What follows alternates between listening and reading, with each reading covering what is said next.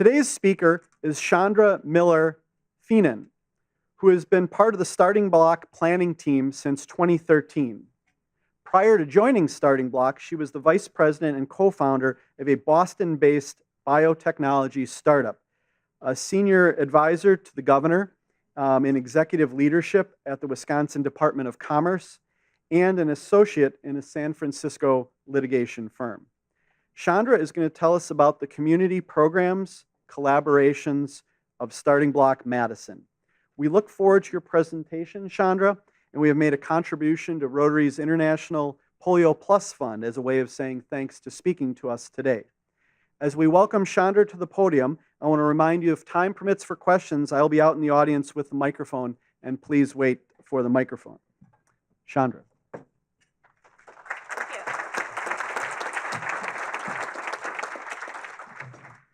Thank you. I'm happy to be here today. StartingBlock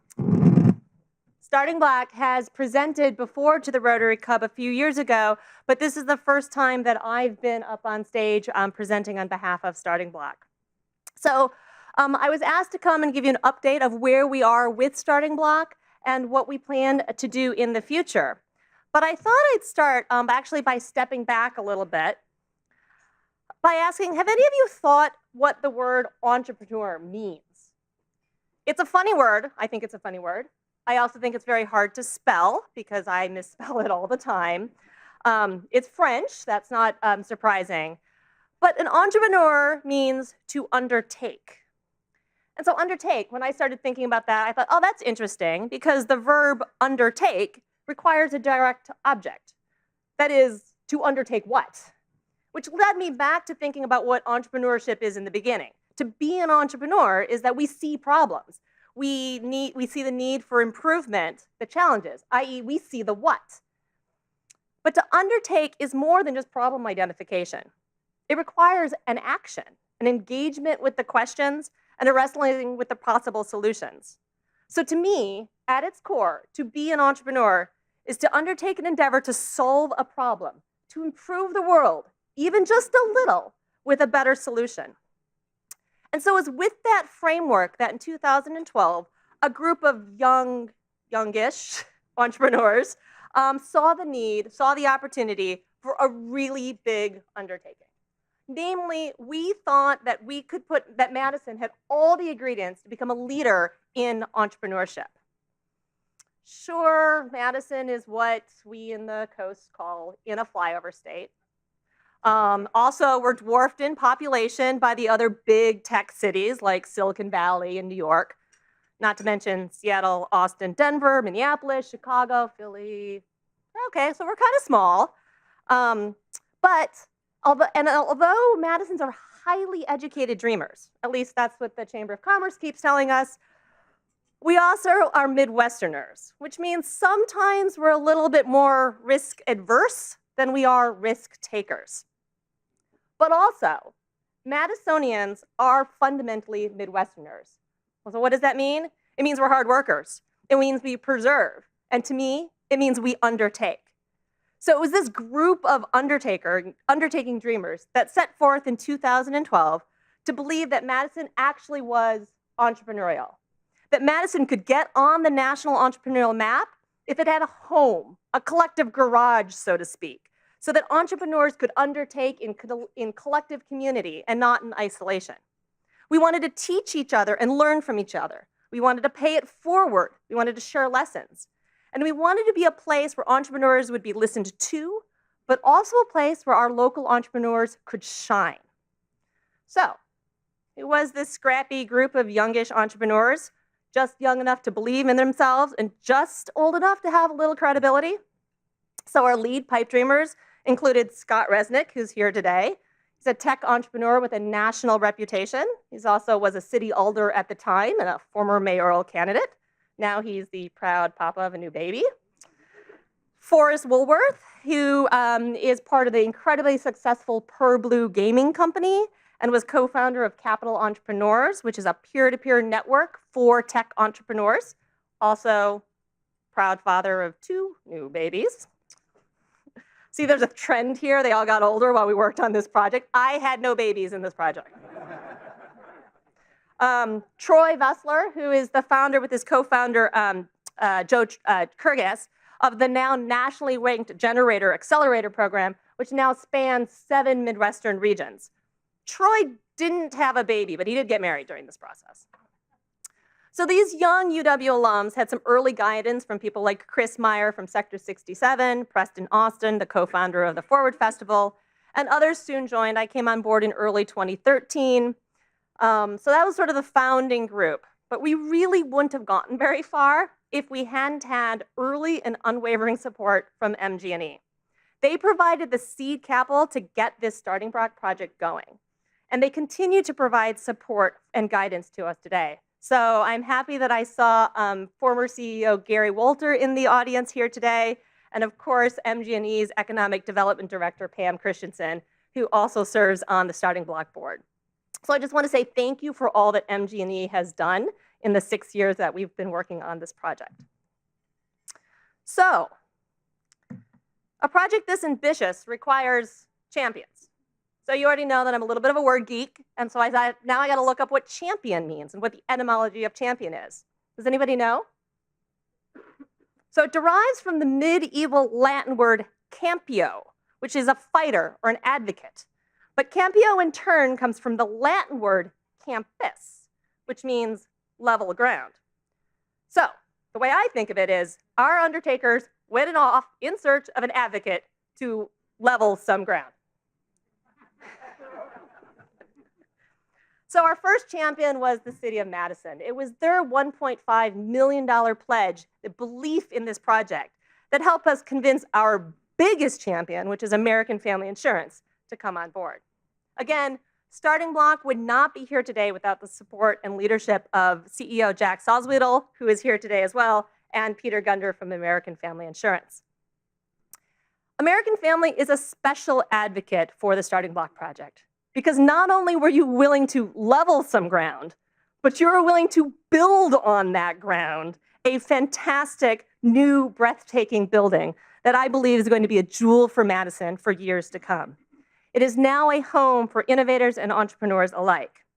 And this collaboration with StartingBlock, the city, the UW, and American Family Insurance, and many others is going to have known and unknown opportunities for the city of Madison for years to come. Third, we couldn't do this because you can't do anything in Madison without getting the University of Wisconsin involved. They drive so much innovation and opportunities in Madison, and that we're excited to have them as collaborators with the StartingBlock project. So we had AmFam, we had the city, we had MG&E, we had the UW. With that, we were able to leverage leaders in the state and the federal government with support and resources, as well as the larger business community. Some of you are out there as well. And I think it's because they could see not only the opportunity that we had in Madison for entrepreneurship and innovation, but also that Madison would get it done. And so we got it done. One of the first things that we did was bring on George Austin. Because one of the things that entrepreneurs do not know how to do is build a building. We know that. We don't build buildings. But we all know that there's no one better, no one calmer in captaining a building project than George Austin. So in 2016, we successfully completed a $10 million phase 1 capital campaign to support our initial build out. In January of 2017, AmFam and StartingBlock broke ground on the Spark building, which if you don't know where that is, it's located just across the street from Festival Foods at 820 East Washington Avenue. We are not underwater, we are copiously sandbagged, and we are bone dry. So come on by, we're open for business. And on June 2018, a short but hectic 18 months later, we opened our doors. Kind of like the weather that we've had in recently, we opened our doors when there was a tornado warning.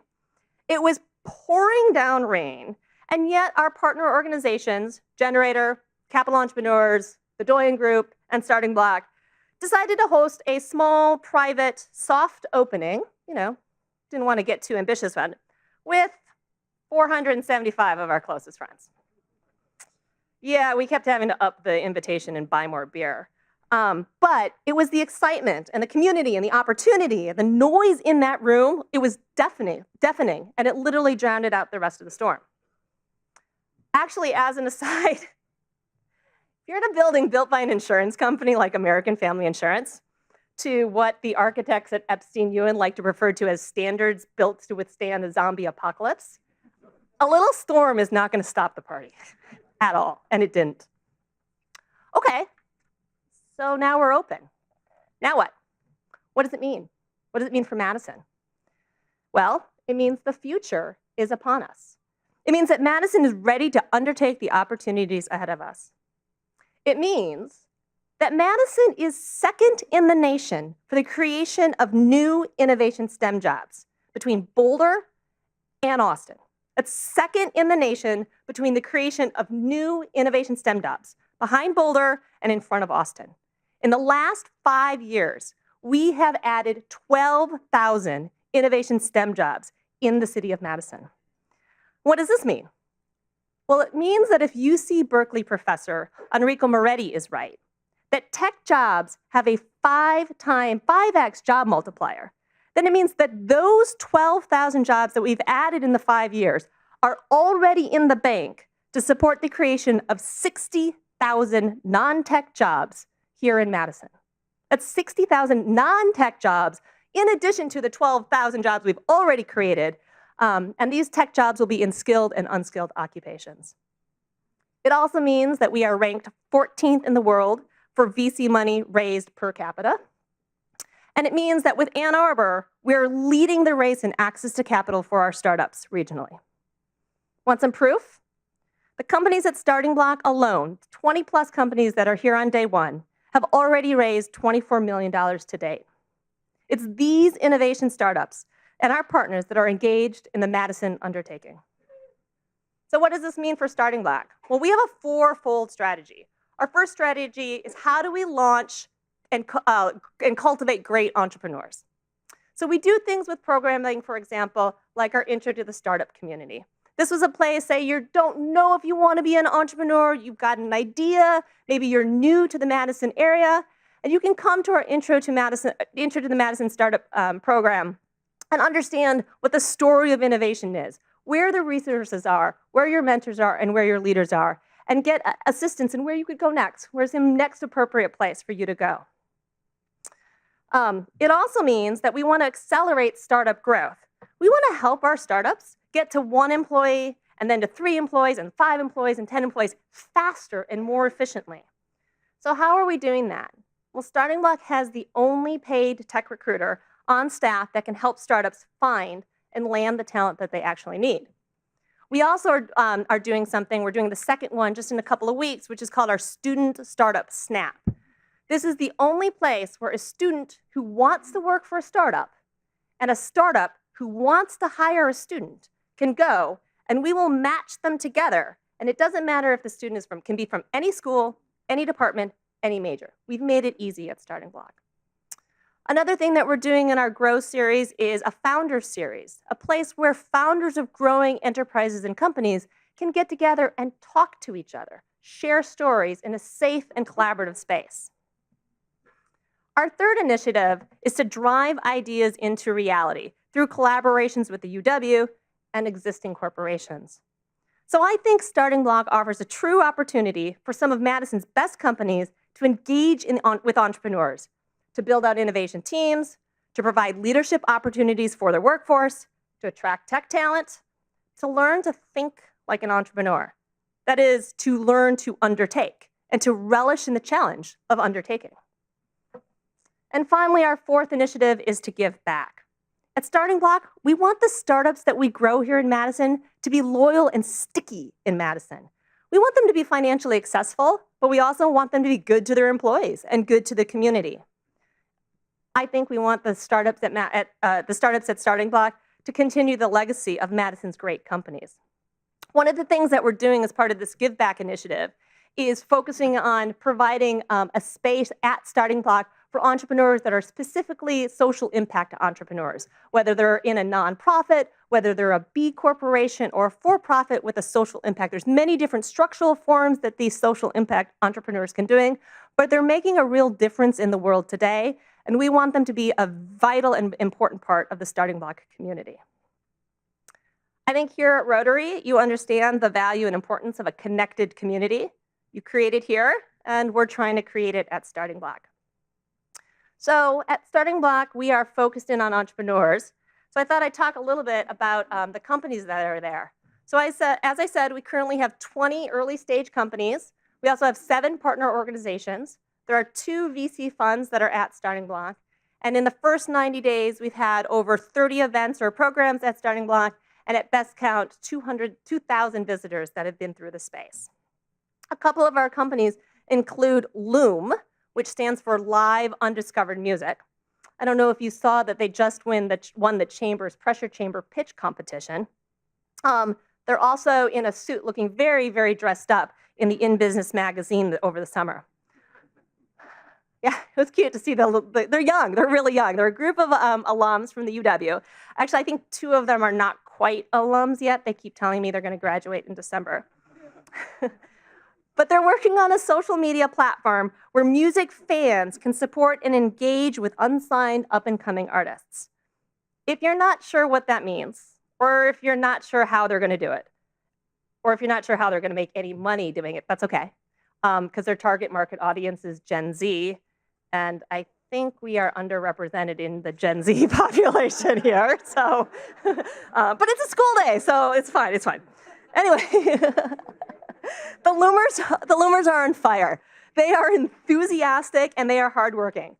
They believe in Loom like Zuckerberg believes in Facebook, like Matt Howard believed in Eat Street, like Kevin Conroy believes in exact sciences. And their enthusiasm is contagious.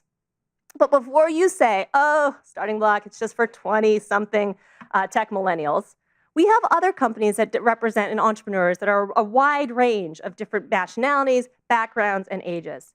So for example, although not a true startup because they're over 10 years old, John Bouchard has brought Arch Virtual, it's a VR company from Oregon, to Starting Block as they expand their virtual reality expertise to medical and safety applications. It was really fun. A couple of weeks ago, we had national reporters at Starting Block. We set up these VR demonstrations for them, and they were all running through Arch Virtual's safety training. So you virtually got trained on how to put somebody on a harness, and your virtual partner then got all harnessed up, and then they virtually stood on the edge of a roof, and then you virtually pushed them over. And you virtually saw whether they died or they survived. So it's interesting to see what is coming out of Starting Block's companies. Other companies include Polko, which is building technology to improve public engagement. Blue Diagnostics, which is a woman-led firm working on solving fertility issues. Rehab Path, which although hard to say, is working on solutions for those suffering from addiction. Bump Studios is a brand new nascent video game that they're just about to launch their first demo in a couple of days. Rebate Bus, which is encouraging energy-efficient consumer decision-making. Image Mover MD, which is a health IT startup and funded by HealthX. It's based on UW innovation. They're basically a Snapchat for doctors, so doctor can take a picture and then get that picture into electronic medical record systems. And Markable, which is an AI company in the fashion space. So one of the things that I thought was interesting about Markable, which is it's founded by this woman named Joy Tang. And she has a lead developer named Dickie, who she hired away from Mitsubishi. He worked for Mitsubishi's autonomous car division. And I know there's a lot of enthusiasm about autonomous cars. So I asked him, Dickie, why did you leave Mitsubishi to go to this risky startup in Madison, Wisconsin that's doing AI in the fashion space? And he told me what I thought was really interesting. He said, well, it's actually not that hard to get a computer to recognize a stop sign. They're red, they have 8 sides, they always say stop. But he said, it's a lot harder and a lot more fun to figure out how to teach a computer to figure out whether that picture is of a dress or a skirt or a man or a woman or the front or the back or an arm or a leg or what's going on in that picture. Because if we can do it for fashion, if we can solve the AI solution for fashion, we can then apply it to all the other areas.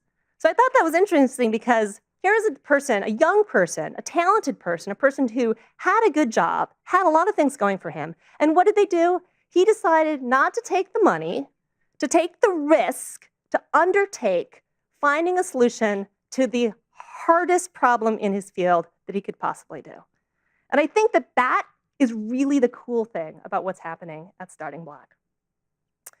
We know that startup clusters form where key players are connected to an ecosystem. And that's what we're trying to do at Starting Block. And it is fascinating for me to be in the halls and see how our entrepreneurs are learning, teaching, challenging each other, helping each other, solving problems together, using each other's technology. One of the things that happened real recently is we had Steve Schlecht. He's the retired CEO of the Duluth Trading Company. And he came by and he just wanted to talk to some of our entrepreneurs.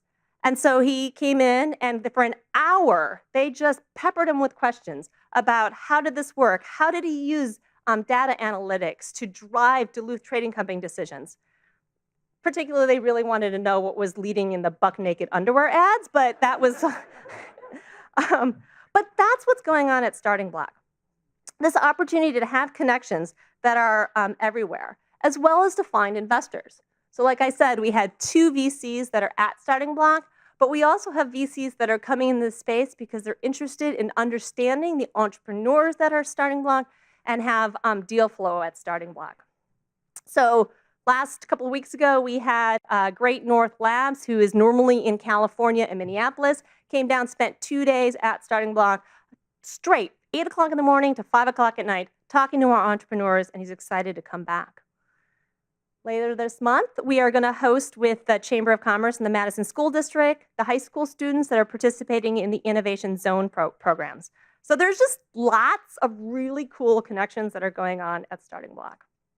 So to close, I believe that entrepreneurs are made from the cloth of their community, and that Madison can grow a wide and diversified pipeline of entrepreneurs of all ages, nationalities, and genders. I know it's not going to be easy, and we actually all need all of your help. Please help us do this. But consider this. Nationally, only 2% of investment dollars go to women-founded or women-led teams. 2% of investment dollars go to women-founded or women-led teams. At Starting Block, the women-led companies of Markable, Blue Diagnostics, and Image Mover have collectively raised 53% of the total investment raised by Starting Block companies. If we can keep...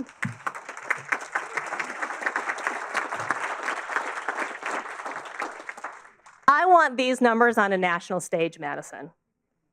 I know that these women and the entrepreneurs at Starting Block and the entrepreneurs in Madison generally are going to follow in the footsteps of great entrepreneurs like Judy Faulkner, who founded Epic, Pleasant Rowland, who founded American Girl Dolls, Tara Johnson, who founded Tara's Way, Diane Hendricks, who founded a lot of things, including Iron Tech and ABC Supply Company, and does fantastic things for the entrepreneurial community in Beloit. So in closing, I just want to say thanks again for inviting the Starting Block team here. Thank you for all your support for those of you in the community. I know that there's going to be a question and answer period, but just in case nobody asks this question, I'm just going to pretend somebody did, which is what can you do to get involved? So first, if you know an entrepreneur, please connect us to them or them to us. We really want to know what the entrepreneurial community looks like, feels like, what they're struggling with, and be out there to help them. 2, if you consider being an investor. If you've never done it, we can help you with that. Or if you can't invest, consider being a mentor. And 3, join Starting Block. Come by the space. We'd love to show you what's going on. You can be a program partner. You can be a sponsor. You can help us launch phase 2 of the build-out, which is going to offer even more space. But I think that this community here in Madison is an advocate for our entire Madison entrepreneurial community. So thank you. Yeah, definitely. Okay.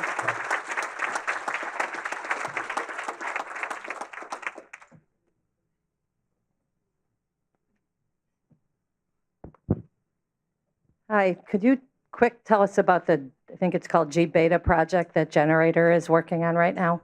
Yeah, absolutely. So like I said, Generator is a national really ranked accelerator program. They run the Generator program. They started with their premier accelerator program in Madison and Milwaukee. They now have expanded it into 7 regions. And the Generator Premier program brings in companies apply. There's usually about 500 to 600 companies that apply to Generator from all over the country and the world, and then they pick 5 or 6 to participate in the Generator program. Because Generator also wanted to cultivate locally grown entrepreneurs, they launched G-Beta. And again, these G-Beta programs run in all 7 cities where Generator is located. I think they run in all 7 cities. If not, they will next week. And they take a non-equity position. It's another accelerator program. You have to be a startup that is connected to the community, the city in which the Generator program is running from. Sometimes they've done it with other criteria, like in collaborations with the computer science department at UW-Madison. And again, you get this Generator accelerator aspects. They take no equity in the company, and then they spin them up either for preparation into another accelerator, that's sort of accelerator to accelerator to accelerator as companies move along in stage, or to apply to the Generator program itself. I carry around the image based on absolutely no knowledge whatsoever that a place like yours is a great big room full of people sitting at computers not ever talking to each other. What interaction happens among the startup people? I don't even know what terms to use. Talk about how they interact and why is it synergistic, or is it? Sure. Well, it's interesting. When we started this project, we went around and we best practiced at a lot of other entrepreneurial hubs. And one of the things that we came back as we saw pictures of is exactly that, these sort of empty rooms with people working in isolation. So with Epstein U and our architects, we really thought about how do we create intersection points, intentionally and also sometimes unintentionally. So we created huddle spaces that have really nice furniture, that the entrepreneurs like to get out of their little offices and be at the nice furniture. And so then they're all like kind of together. We created landing spaces for them to come out of the conference rooms, which are isolated and closed, but important for meetings, to be at a landing space where they're visible and somebody can stop by and ask them the questions. And then we do things like we're on a Slack channel, so all of our entrepreneurs can easily communicate with any other community member on the Slack channel. And that includes messages like, there's free donuts, or evacuate the building. Both are on the Slack channel. But those are ways in which we're cultivating our community to get people to know each other. And then just these serendipitous meetings that happen all the time. I think this question is related. Back in the 70s and 80s, shared innovative space with communal wet labs and so on were all the rage. How much actual technical work is done here? What are the technical facilities that the Starting Block offers, as opposed to people spending their time networking, raising venture capital, and doing non-technical development things? So what's happened in those incubation spaces is that we've sort of sectored off by industry sector. And so we do not have any wet lab space at Starting Block. We're largely sort of a dry IT center of excellence, which means it's easier for us because it is true that many of our companies, together with some infrastructure that requires fast internet, some security protocols, things like that, they can do their work right in that space in a collaborative community. They don't need to be isolated in their own wet lab, and they can protect their IP and work product without having the traditional issues that we saw in the 70s and the 80s. So the biggest thing that happens, though, is the sharing of information, because the world has gotten big and gotten complicated, and entrepreneurs can't figure it out on their own. And so they'd rather talk in a collaborative space about common problems than to undertake to do their work in isolation. And that's what we're seeing at Starting Block. Now, mind you, we're only 60 days old, too, so we'll learn. I'll come back next year. As opposed to your 60-day-old age, I'm 82. And to put this in perspective, people your age who are enthusiastic about your way of operating really do need to appreciate that it isn't the only way. We didn't get here. MG&E was started by just a few people down on the railroad track making electricity. My brother Tom, who was a member here, started Playcon Plastics in his basement and didn't emerge for a year. He was almost broke, all by himself. A.R. Santa, Anthony Santa, a Sicilian immigrant who belonged to this club, who was my first boss, who I started working for him when I was 12. Every day after school, all day Saturday, it's just the two of us. He was retired. And he started that with nothing. He had no backup. So when you're talking about your process, you should be aware that the lonely inventor, entrepreneur, risk taker is still out there, and probably will always be dominant. But there'll be people doing what you're doing, but it's only a little part. I mean, just so you know. No, that you're absolutely true. And there are a lot of entrepreneurs that are head down and focused and working on their, and very successful entrepreneurs that do that. I guess what we want to do is make sure that they have a choice, that they have a choice to engage in the interactive, collaborative atmosphere because it exists. Whereas when Steve Schlecht was here a couple of weeks ago, he talked a lot about founding Gemblers in the 70s and then, acquiring the Duluth Trading Company and leading that. And he said, I did it myself because that's all there was, and how he would have loved to have a collaborative community. So there's room for both, but I think what we want to do is make sure that entrepreneurs in Madison have a choice.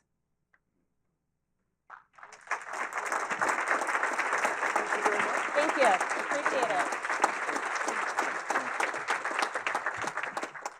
it. Before we adjourn, just a reminder to take your green surveys and drop them off at the button box. Thank you, Chandra. We are adjourned.